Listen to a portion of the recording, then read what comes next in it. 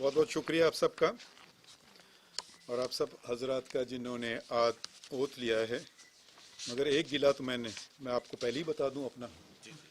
देखिए आइन में एक शिक है, participation of women, equal participation of women. तो वो उम्मीद है कि अगली दफ़ा it will the other gender will be well represented. मुझे बताया गया था कि जब आप किसी तकरीब में जाएं और आपसे बेहतर वहाँ उर्दू बोलने वाले हों तो उर्दू में कभी बात ना कीजिएगा। या अंग्रेज़ी के सहाफ़ी कम हैं तो मैं इसलिए अंग्रेज़ी में बात करता हूँ। मगर इससे पहले मैं सिर्फ दो बातें कर दूँ। एक तो मैं आपके सदर, नए सदर अब्दुल कयूम सिद्दीकी की बात ही करूँगा। उन्होंने फरमाया कि journalism is not a profession but a passion. ठीक है। और एक प्रोग्राम इन्हीं का था इनके मुतालिक। उन्होंने एक स्टोरी अपनी बताई कि कैसे उन्होंने आगाज़ किया और एक कोई इदारा था निगहबान, और वहाँ एक बच्चे सुसाइड लड़के ने किया था 10 साल के, मगर उन्होंने जब तहकीक की तो मालूम है सुसाइड नहीं था बल्कि कत्ल था। तो जर्नलिज्म कभी कभी सिर्फ बहुत सारे और भी काम करती है। एड टू जस्टिस, अभी इस केस में उन्होंने पुलिस, प्रोसिक्यूशन और एक हद तक आप कह सकते हैं जज का भी किरदार अदा किया, क्योंकि वो बेचारा, यही लोग समझते कि उसने खुदकुशी की है। तो उससे दो नुकसान होते, एक तो सच सामने नहीं आता और उसका नाम बदनाम रहता और उसके ख़ानदान का नाम बदनाम रहता कि खुदकुशी की है, जो कि जिस पे ममनुअत है। और दूसरी बात, पता नहीं मेरा शायद ताल्लुक जर्नलिज्म से ज़्यादा है या आपका।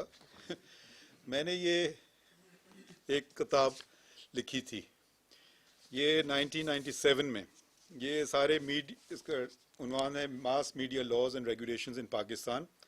ये Asian media information and communication centre of Singapore, ये उन्होंने पब्लिश की थी। उन्होंने तमाम सार्क रीजन्स में किताबें शाये की थी। तो जावेद जब्बार साहब ने मुझे कांटेक्ट किया कि जी वो इस पे कमेंट्री लिखना चाहते हो, मैं कलेक्ट कर लूँ लॉस। मैं समझा एक दो कवानीन होंगे तो मुश्किल काम नहीं होगा, मगर बहुत वक्त लगा। और तमाम बांग्लादेश, हिंदुस्तान, नेपाल, श्रीलंका, उनकी सब किताबें मेरे ख्याल में इसके 1/3 या 1/4 होंगी। और बलूचिस्तान में जो कानून जो थे प्रेस के मुतालिक वो बहुत सारे थे। तो ये 1997 की बात है जब ये पब्लिश हुई। मुझे बड़ी खुशी हुई जब मैंने ये इसी उन्वान की एक और किताब देखी। मैंने उठाई और देखा, मैंने कहा शायद किसी ने नया कोई इसमें बातें की हैं। उन्होंने मेरी किताब की बिल्कुल नकल कर दी थी और एक्नॉलेज भी नहीं किया। तो मैं इसलिए लाया हूँ सबूत के तौर पे, मैंने उनकी नहीं नकल की, उन्होंने मेरी नकल की है जी। फ्रीडम ऑफ द प्रेस, वो अली अगर आप, मैं कुछ इतने मुझे नहीं पता था, मैं चंद ही लोग होंगे तो ये मैं अंग्रेज़ी में ख़िताब करूँगा। और इसमें मैंने कुछ बातें लिखी हैं कि क्या है freedom of the press in Pakistan.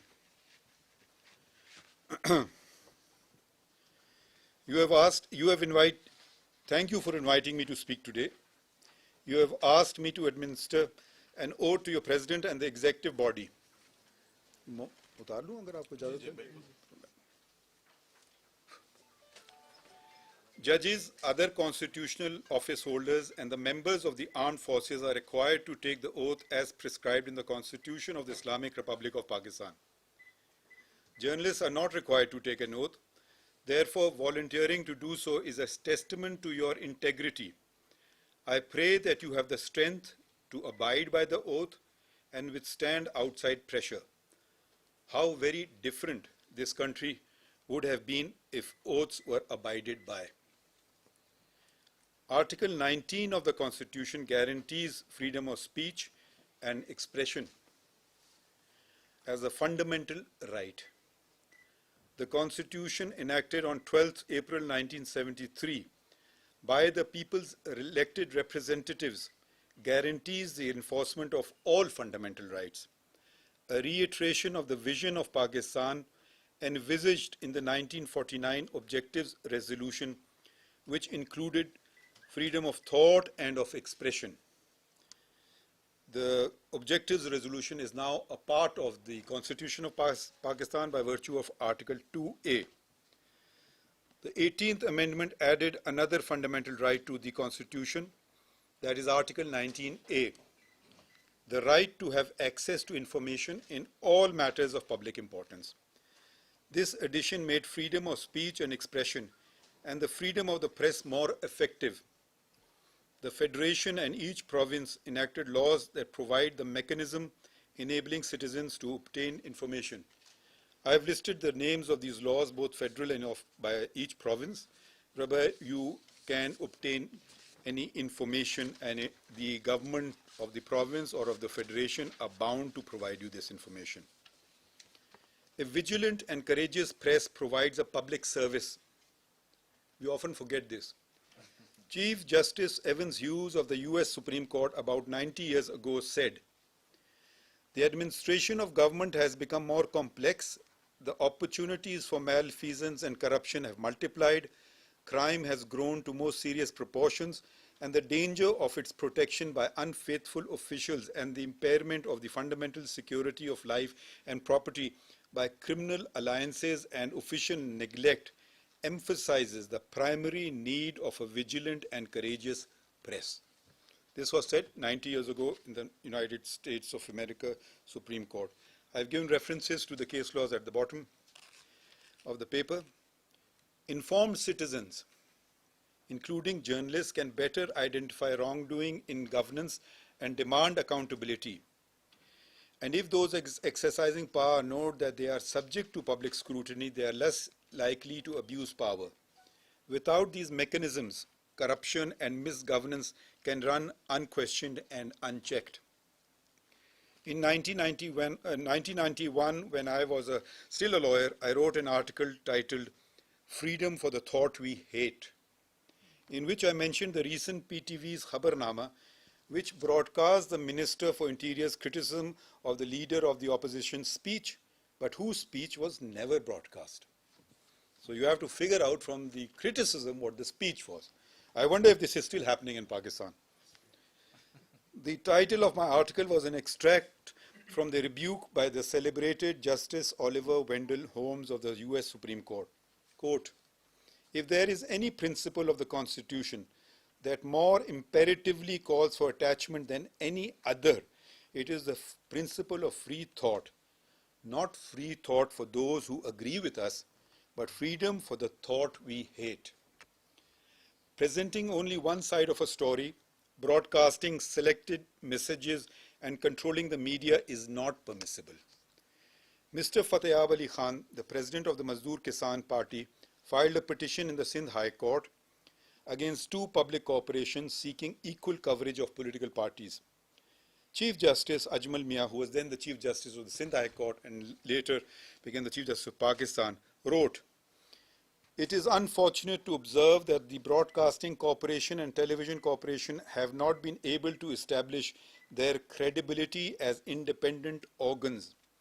The respondent corporations, being public functionaries, are expected to act in a fair, just, and equitable manner and to treat all alike as enjoined by Article 4 of the Constitution." Another significant judgment on keeping public corporations free from government control and press was by a three-member bench of the Lahore High Court, and all these three judges of the Lahore High Court were subsequently elevated to the Supreme Court. The court held that Pakistan Television Corporation and Pakistan Broadcasting Corporation were public services and were required by their own charter to maintain a balance while bringing national activities to public awareness and to present views in relation thereto in an accurate and impartial and balanced manner. The court also drew a distinction between the Prime Minister addressing the nation in his capacity as Prime Minister and when he spoke as party's leader. If the Prime Minister spoke as a party leader, then the opposition was entitled to equal coverage, and if this was not done, it would be clearly discriminatory and not permissible. The principle that would equally apply to every minister and every other spokesperson. A free and robust press is the backbone of a democracy. It serves both as a conscience and as a mirror. Without a free press, democracy quickly descends into an empty word, with its principles reduced to hollow ideas. Throughout history, totalitarian regimes have suppressed the press and imposed censorship. In Pakistan, freedom of the press is stipulated as a fundamental right. Fundamental rights enshrined in the Constitution are not favors which may be bestowed on the people. Violating fundamental rights is a violation of the Constitution. Obedience to the Constitution is the inviolable obligation of every citizen, as Article 5 provides. Anyone curtailing it is an enemy of the people and the Constitution and must be held accountable. When citizens fight for press freedom, they fight for their own rights. If the people surrender their right to free speech and expression or permit the censorship of the press, it will not be long before other guaranteed freedoms are taken away. A free press is vital to disseminate the voice of the people. It is also necessary to expose injustice, wrongdoing, corruption, and high-handedness. Almighty Allah also enjoins that we speak up against injustice, wrongdoing, and corruption. I have given the references to the verses of the Holy Quran. To countenance restrictions on free speech and expression offends an essential article of the Islamic faith. Incidentally, it's interesting that Article 19 was the article mentioned in the Declaration of Human Rights and is also the same article which was chosen in the Constitution of Pakistan. And Article 19, as you all will know better, is mentioned somewhere else, not as an article, but number 19 is mentioned as in somewhere else as well. In a verse of the Holy Quran, alayha tisata ashara, and over it are 19. One of the mysterious verses of the Holy Quran. Was 19 chosen because it was mentioned in the Quran? That's a question which you may want to ponder. Article 19 is a prime number, and there are some very interesting articles on the Holy Quran with regard to Article 19 which you may want to look up. This is from the 74th Surah of the Holy Quran, verse 30. There may be times when one is absolutely certain of the validity of one's views, but even disagreeable speech and expression of others must not be curbed. The writer and law professor, Richard Dooling writes, quote, "The more certain you are, the more you should resist the temptation to silence those who disagree." During the premiership of Liaquat Ali Khan, who was Pakistan's first Prime Minister and the right-hand man of the Quaid-e-Azam, Muhammad Ali Jinnah, Pakistan signed and bound itself to the Universal Declaration of Human Rights. Pakistan had the distinction of being amongst the original 48 signatories to the declaration, which has now been signed by 150 countries. Article 19 of this declaration relates to press freedom. Everyone has the right, and I quote, "Everyone has the right to freedom of opinion and expression. This right includes freedom to hold opinions without interference and to seek, receive, and impart information and ideas through any media and regardless of frontiers." Pakistan made an auspicious beginning, a righteous commitment by Pakistan's first elected Prime Minister 72 years ago. Is this commitment and guarantee of a free press burning bright, or is it being extinguished? Reporters Without Frontiers is an international non-profit organization which has consultative status with the United Nations, UNESCO, and the Council of Europe. I mentioned this to show its credibility. This organization publishes the World Press Freedom Index, evaluating 180 countries and ranks them according to the prevalence of press freedom. Its rankings reveal that we are not living up to what Pakistan's founders wanted. In 2017 and 2018, Pakistan stood at the very low 139th position in terms of the Freedom Index. It then slipped to the 142nd position in 2019 and then took the plunge to a shameful 145th position. The Honorable Muhammad Ali Jinnah, as a member of the Legislative Council, stood before a foreign occupying power and spoke against the Press Act, which the British had introduced, and said, which he said was a striking blow to the liberty of the press which we all prize, unquote. He called to, quote, protect those journalists who are doing their duty and who are serving both the public and the government by criticizing the government freely, independently, honestly, which is an education for any government.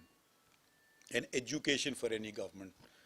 I always welcome when I am criticized because I may be educated and do better next time. I wish you all every success, for without your voices, we risk losing our way, losing our constitution and our nation. Thank you, ladies and gentlemen, once again for this great honor.